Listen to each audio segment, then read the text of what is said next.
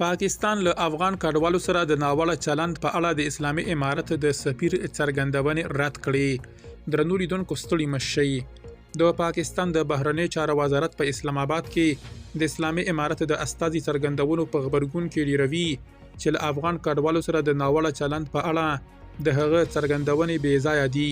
سردار احمد شکیب ویلي و چې له افغانانو سره ناوړه چلند د پاکستان ستونزې نشي کمولی.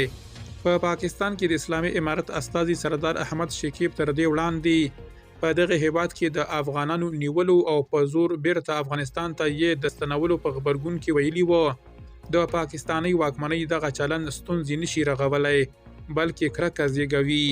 هغه ویلي هیله کوم دغه ډول کړنې چې پولیس هر ځای افغانان تنګوي، ځوروي او کاروبارونو څخه یې لاسونه او ورلنډ کړي لاس واخلي، ځکه دغه چلند نفرتونه او کرکې زیږوي. نورې کومې ستونزې چې د پاکستان دي هغه نشي هوارولی.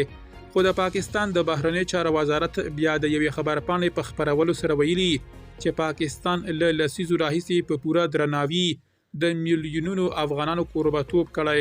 له ډېر لږ نړیوال ملاتړ سره یې خپلې سرچینې او خدمتونه ورسره ګډ کړي دي. په خبرپاڼه کې راغلي چې د بې اسناده بهرنیانو ایستل په 2023 زیږدیز کال کې له مناسبو تګلارو سره پیل شول تر څو ډاډ ترلاسه شي چې د بیرته ستنېدو په دغه لړۍ کې له هیڅ چا سره ناوړه چلند ونشي او څوک ونه ځورول شي. خبرپاڼه ډیروي موږ تمه لرو چې د اسلامي امارت چارواکي په افغانستان کې سم شرایط برابر کړي تر څو دغه بیرته ستنېدونکي کسان په بشپړ ډول په افغان ټولنه کې ځای شي.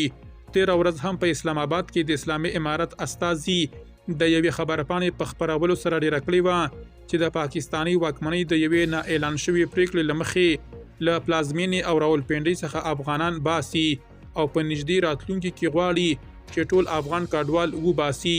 یا د استازولۍ ډیره کړې چې دا د پاکستان د واکمنۍ رسمي پریکړه ده.